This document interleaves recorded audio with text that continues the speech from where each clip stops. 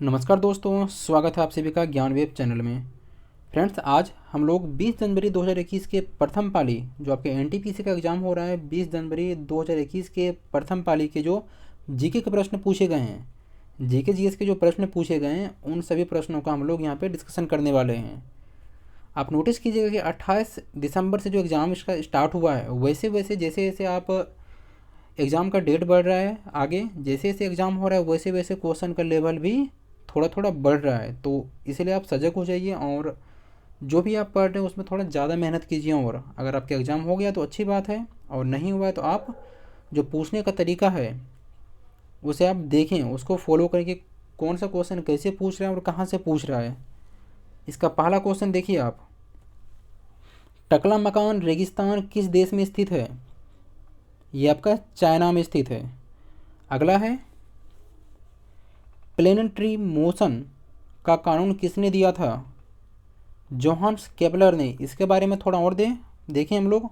उन्हें टाइको P post imperial गणितज्ञ के रूप में विरासत में मिली।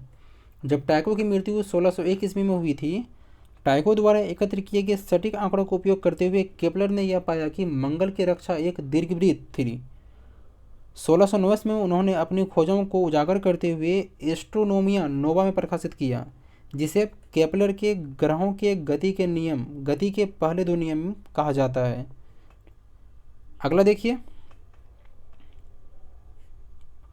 कौन सी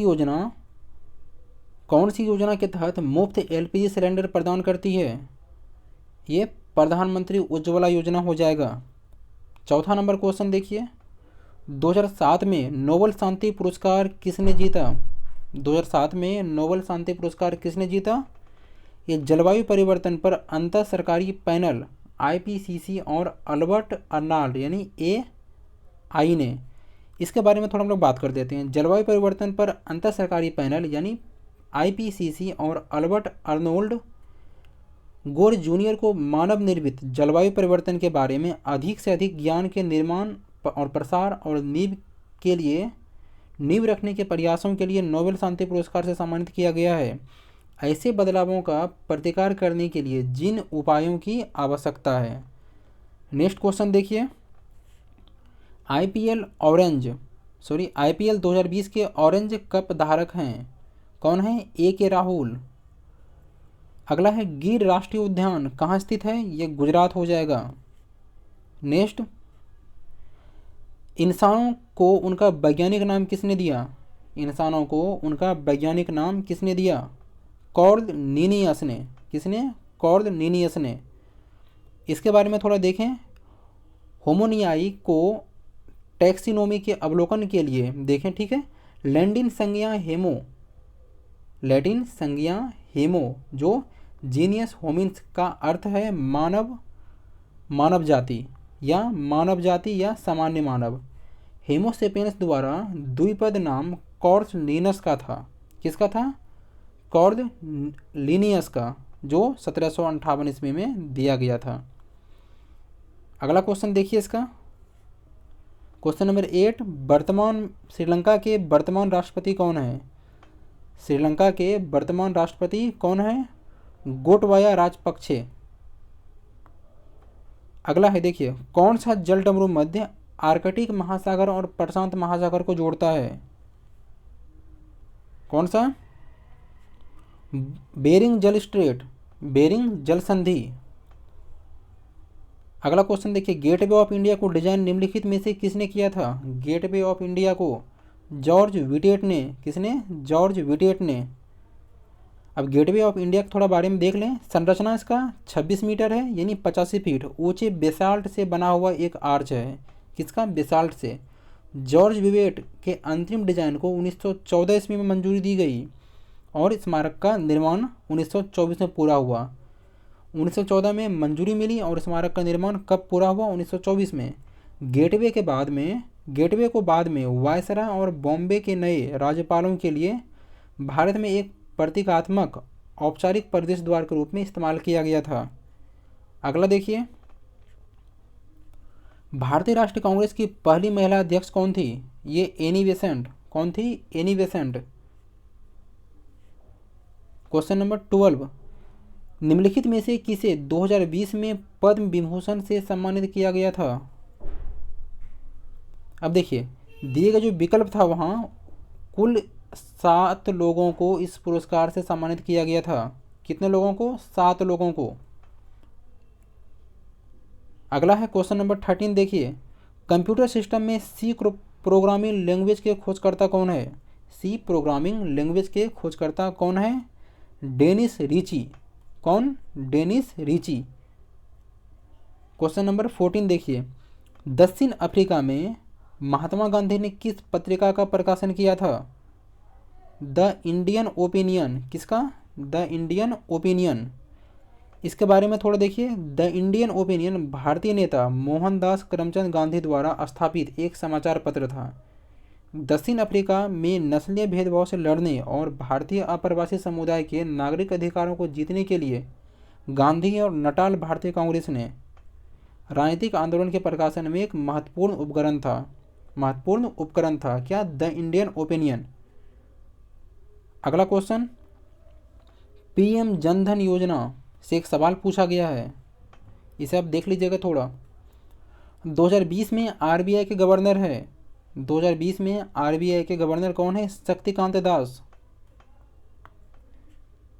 क्वेश्चन नंबर 17, नीति आयोग के वर्तमान सीईओ हैं। कौन है सीईओ? कौन है नीति आयोग के वर्तमान में?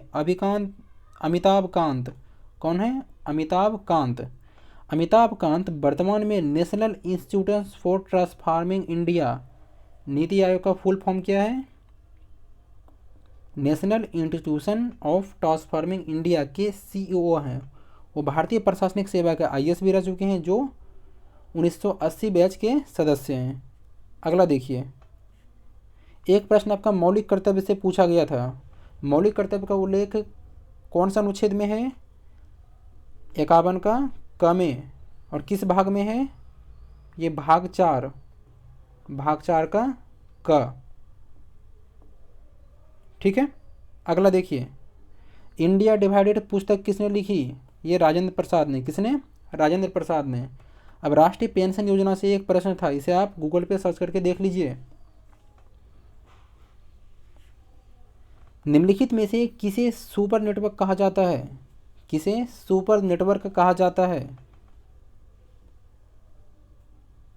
दिए गए विकल्पों के अनुसार इसे आप देख लीजिए। अगला है, निम्नलिखित में से कौन सा बंदरगाह भारत के पूर्वी तट पर स्थित नहीं है? कौन सा बंदरगाह भारत के पूर्वी तट पर स्थित नहीं है? वहाँ पे 4 ऑप्शन दिया हुआ था, जिसमें से एक ऑप्शन था जो पूर्वी तट पर स्थित नहीं था। सबसे इसके बारे में देखिए। सबसे पहले, भारत के पूर्वी तट पर 7 प्रमुख बंदरगाह स्थित है, जिसमें तूतीकोरिन तमिलनाडु, चेन्नई जो आपका तमिलनाडु में है, एन्नौर, विशाखापट्टनम, पारादीप, हल्दिया और कोलकाता, और लास्ट में पोर्ट ब्लेयर। ठीक है, इतने सारे ऑप्शन दिए हैं जो आपके पूर्वी तट पे स्थित हैं। ये सारे बंदरगाह कहाँ पे स्थित हैं? भारत के पूर्वी तट पे स्थित हैं, इसे आप देख लीजिए। अगला है, भारत में कितने पावर प्लांट हैं? भारत में कितने पावर प्लांट हैं? टोटल 22 हैं। कितने हैं? 22 है। वर्तमान में भारत के पास 7 परमाणु ऊर्जा संयंत्रों में 22 परिचालन रिएक्टर हैं, जिसकी स्थापित क्षमता कितनी है? 6780 MWE मेगावाट। अगला देखिए, निम्न में से कौन सा देश ब्रिक्स का सदस्य नहीं है? इसमें से जो ऑप्शन दिया हुआ था उसमें श्रीलंका हो जाएगा। क्वेश्चन नंबर 25, विश्व का सबसे बड़ा कॉफ़ी उत्पादक देश कौन सा है? कॉफ़ी उत्पादक देश ब्राज़ील। कौन सा देश है? ब्राज़ील। सबसे पहली बात देखिए, इसमें सबसे जो शीर्ष में है वह कॉफ़ी उत्पादक देश ब्राज़ील। ब्राज़ील ने वैश्विक आपूर्ति का 40% हिस्सा लिया। विश्व में 40% कॉफ़ी का उत्पादक कहाँ से होता है? ब्राज़ील से। वियतनाम दूसरा सबसे बड़ा कॉफ़ी उत्पादक था, जो दुनिया के कॉफ़ी उत्पादक का लगभग 20% था। कॉफ़ी व्यापार ब्राज़ील के सबसे विपुल उद्योगों में से एक है। क्वेश्चन नंबर 26 देखिए, अंतर्राष्ट्रीय चावल अनुसंधान संस्थान का मुख्यालय किस में है? कहाँ पे है? लॉस बेनोस जो फिलीपींस में है। फिलीपींस के लॉस बेनोस में स्थित इस संस्थान के कार्यालय एशिया और अफ्रीका के 17 चावल उगाने वाले देशों में से एक हैं और 1000 से अधिक कर्मचारी इसमें। अगला है गल्फ स्ट्रीम। गल्फ स्ट्रीम जलधारा से एक प्रश्न पूछा गया।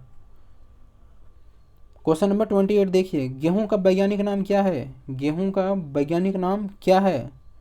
ट्रिटिकम वल्गेरे। क्वेश्चन नंबर 29, कंप्यूटर का जनक किसे कहा जाता है? कंप्यूटर का जनक किसे कहा जाता है? चार्ल्स बेबेज को। इसके बारे में थोड़ा जान लेते हैं। चार्ल्स बेबेज जो आपका 1791 से 1891 तक थे। ये एक असाधारण प्रतिभाशाली वैज्ञानिक, गणितज्ञ, अर्थशास्त्री और इंजीनियर थे। वह आज सबसे अच्छी तरह से जाना जाता है। ठीक है, जैसा कि वह अपने जीवन काल में था 2 प्रकार के कोगविल की गणना करने वाली मशीनों का आविष्कार करने के लिए। किसे जानते हैं? चार्ल्स बेबेज को। क्वेश्चन नंबर 30 देखिए, सॉरी ये लमसम, इस शिफ्ट में टोटल 29 क्वेश्चन पूछे गए थे। कितने? 29। और अगला जो टेस्ट सीरीज जो आपका सेकंड शिफ्ट था उसे हम लोग कवर कर देते हैं। सबसे पहले इसमें क्या है? अंत्योदय योजना। अंत्योदय योजना कब शुरू हुई थी? ये आपका 2000 ईस्वी को शुरू हुई थी। कब? 2000 ईस्वी में। टीपीडीएस को आबादी की श्रेणी की ओर एक अधिक केंद्रित और लक्षित बनाने के लिए अंत्योदय अन्न योजना दिसंबर 2000 में गरीब परिवारों को 1 करोड़ गरीबों के लिए शुरू की गई थी। कब? दिसंबर 2000 ईस्वी में। नेक्स्ट क्वेश्चन देखिए, लक्षद्वीप की प्रमुख भाषा क्या है? लक्षद्वीप की प्रमुख भाषा क्या है? मलयालम। अब देखिए, लक्षद्वीप की प्रमुख भाषाएं कौन कौन सी इसमें? मलयालम है, जेसरी है और महालवी है। अगर आपसे ऑप्शन में पूछ दिए तीनों में से तो कोई एक आप टिक कर दीजिएगा। सभी उत्तरी द्वीपों के लोग तमिल और अरबी के प्रभाव से अरबी के समान मलयालम की एक बोली बोलते हैं। इससे यह था मिलता जुलता तथ्य था। अगला क्वेश्चन देखिए, मूर्तियों का फ्रेम किसका बनाया जाता है? मूर्ति का जो फ्रेम होता है किसका बनाता है? प्लास्टर ऑफ पेरिस का। नेक्स्ट क्वेश्चन, इंटरपोल का मुख्यालय स्थित है। इंटरपोल का मुख्यालय स्थित है लियोन, फ्रांस। फ्रेंड्स एक बात मैं बता दूं आपको, अचानक से मुझे याद आ गया कि देखिए, आप सबसे पहले प्लेलिस्ट में जाइए, वहाँ पे आपको अगर आपके एग्ज़ाम हो गया तो अच्छी बात है, नहीं हुआ तो आप उसको आराम से देखिए। वहाँ पे हम लोग जो एक रुक्मणी प्रकाशन का टेस्ट सीरीज आया है उसमें से 151 टेस्ट सीरीज आपका वहाँ पे दिया हुआ है और प्रत्येक टेस्ट सीरीज में 20 प्रश्न शामिल हैं।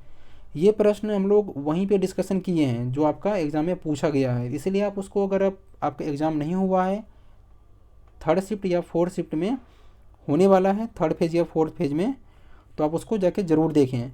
ज़्यादा नहीं, प्रत्येक टेस्ट सीरीज में आपका 20 प्रश्न ही शामिल है। एक वीडियो 4 से 5 मिनट का है, तो उसे आप कवर कर दीजिए। लगभग जो क्वेश्चन हम यहाँ नोटिस कर रहे हैं लमसम वहीं से वो पूछे जा रहे हैं अधिकांश क्वेश्चन, तो उसे आप देख लीजिए। अगला देखिए, क्वेश्चन नंबर 5, जलीय घोल में हाइड्रोजन आयन सांद्रता मापने के लिए किस पैमाने का उपयोग किया जाता है? किसका? पीएच स्केल का। पीएच एक जलीय घोल में हाइड्रोजन आयन सांद्रता का एक उपकरण है। अनिवार्य रूप से पीएच 0.00 से 14.0 के बीच पैमाने पर अम्लता और क्षारता को मापता है। कमरे के तापमान पर शुद्ध पानी एक तटस्थ पीएच है जिसका पीएच मान कितना है? 7 है। अगला है, देवकी नंदन खत्री ने कौन सी पुस्तक लिखी? चंद्रकांता। ऑप्शन में क्या था? चंद्रकांता हो जाएगा। अगला है, भारतीय संविधान में मौलिक अधिकार का स्रोत है। मौलिक अधिकार कहाँ से लिए गए हैं? ये अमेरिका से लिए गए हैं। कहाँ से? अमेरिका से। बनिहाल दर्रा कहाँ स्थित है? जम्मू कश्मीर में। बनिहाल दर्रा पीर पंजाल रेंज में, पीर पंजाल श्रेणी में 2832 मीटर यानी 92-91 फीट की अधिकतम ऊंचाई पर एक पहाड़ी दर्रा है। यह जम्मू और कश्मीर के मध्य क्षेत्र में कश्मीर घाटी को बाहरी हिमालय तथा दक्षिणी के मैदानी इलाकों से जोड़ता है। अगला क्वेश्चन देख लीजिए, निम्न में से कौन सी आयनिक बॉन्ड की विशेषता नहीं है? दिए गए विकल्प में जो था इसके बारे में जानिए। आयनिक यौगिक कठोर और भंगुर होते हैं। कैसे होते हैं? कठोर और भंगुर होते हैं। आयनिक यौगिक पानी में घुलने पर आयनों में विघटित हो जाते हैं। आयनिक यौगिकों और पिघले हुए आयनिक यौगिकों के समाधान बिजली का संचालन करते हैं, लेकिन ठोस पदार्थ नहीं करते। एक आयनिक यौगिक को उनके रासायनिक सूत्र से पहचाना जा सकता है, जैसे धातु प्लस अधातु या बहुपद आयन। अगला क्वेश्चन है, उस्ताद अहमद लाहौरी ने किस स्मारक का निर्माण किया? ताजमहल का। ताजमहल का निर्माण किसने किया? उस्ताद अहमद लाहौरी ने। अब देखिए, उस्ताद अहमद लाहौरी मुग़ल साम्राज्य के दौरान वर्तमान में एक वास्तुकार थे। वर्तमान भारत में एक वास्तुकार थे। ऐसा कहा जाता है कि वह भारत के आगरा के ताजमहल के मुख्य वास्तुकार थे, जिसे मुग़ल सम्राट शाहजहां के शासनकाल के दौरान 1632 से 1648 के बीच बनाया गया था। ठीक है, अगला देखिए, कौन सा रीट नागरिक की व्यक्तिगत स्वतंत्रता की सुरक्षा करता है? बंदी प्रत्यक्षकरण। कौन सा? बंदी प्रत्यक्षकरण। नेक्स्ट क्वेश्चन, निम्न में से कौन सा कंप्यूटर में वीडियो फाइल का प्रारूप विस्तार नहीं है? कौन सा है? जेपीजी। वीडियो फाइल देखिए एमकेबी हो जाएगा, MP4 हो जाएगा। जो जेपीजी आपका फ़ोटो से संबंधित है, इसलिए जेपीजी हो जाएगा। क्वेश्चन नंबर 12 देखिए, क्वेश्चन नंबर 13, भारत के किस शहर में UNEP का कार्यालय स्थापित है? नई दिल्ली में। अगला है, महात्मा गांधी BHU में अपना भाषण कब दिया? बनारस हिंदू यूनिवर्सिटी। कब? 1916 में। एक प्रश्न था केरल मंदिर से, इसे आप देख लीजिएगा थोड़ा। यक्षगान नृत्य किससे संबंधित है? यक्षगान नृत्य किससे संबंधित है? दक्षिण भारत के लोक नृत्य, ये आपका कर्नाटक से संबंधित है। कहाँ से? कर्नाटक से। यह आपका दक्षिण भारत के लोक नृत्य यक्षगान को कर्नाटक राज्य के साथ साथ सबसे मजबूती से जोड़ा जाता है। विस्तृत और रंगीन वेशभूषा, श्रृंगार और मुखौटे का काला रूप सबसे इसकी खास विशेषताएं हैं यक्षगान की। ठीक है, राष्ट्रमार्ग, जितने भी सारे राष्ट्रमार्ग हैं उसे आप एक बार कवर कर लीजिएगा। अगला है, सामूहिक संरक्षण कानून को किसने शामिल किया? डाल्टन ने। किसने? डाल्टन ने। डाल्टन ने अपने परमाणु सिद्धांत में द्रव्यमान के संरक्षण के नियम को यह कहते हुए शामिल किया कि परमाणु अविभाज्य है और रासायनिक प्रतिक्रियाओं में परमाणु नष्ट नहीं हो सकते। ठीक है, अगला देखिए, एक प्रश्न था महात्मा गांधी द्वारा कौन सी लिखी गई पुस्तक है?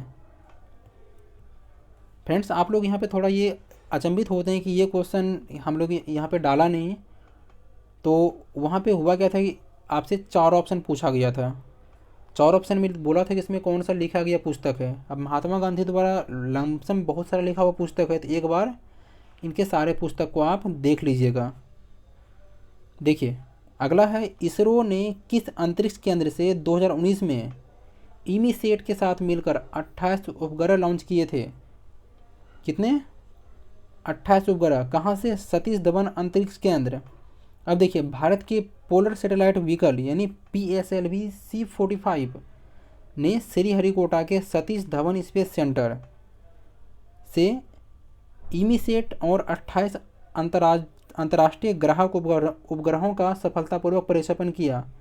इस उड़ान ने PSLV QL के पहले मिशन को चिन्हित किया, जिसमें 4 स्ट्रैप ऑन मोटर्स के साथ PSLV का एक नया संस्करण है। ठीक है, अगला देखिए,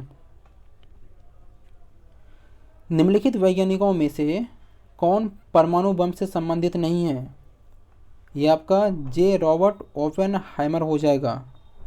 प्लास्टर ऑफ पेरिस का सूत्र क्या होता है, आप मुझे कमेंट बॉक्स में बताइए। क्वेश्चन नंबर 23, ट्रायडस के सिद्धांत का विकास किसने किया? ट्रायडस के सिद्धांत का विकास किसने किया है? जोहान डोबोरिनर, किसने? जोहान डोबोरिनर ने। 1829 में एक जर्मन रसायनज्ञ जोहान डोबोनर ने इन 3 तत्वों को विभिन्न समूह को त्रिमासिक समूह में रखा। ठीक है, अगला है, लास्ट क्वेश्चन है, कैल्शियम ऑक्साइड को किस नाम से जाना जाता है? कैल्शियम ऑक्साइड को किस नाम से जाना जाता है? क्विचलाइम, CaO, कैल्शियम ऑक्साइड CaO, जिसे चूने या अधिक विशेष रूप से क्विक टाइम के रूप में भी जाना जाता है। कैल्शियम कार्बोनेट के को भुनाकर बड़ी मात्रा में उत्पादित एक सफ़ेद या भूरा ठोस है ताकि कार्बन डाइऑक्साइड को ड्राइव किया जा सके। जल्दी हम लोग जो आपका 21 को होने वाला है NTPC एग्ज़ाम, उसे हम लोग कवर कर लेंगे। तो बने रहिए हमारे साथ, तब तक के लिए नमस्कार।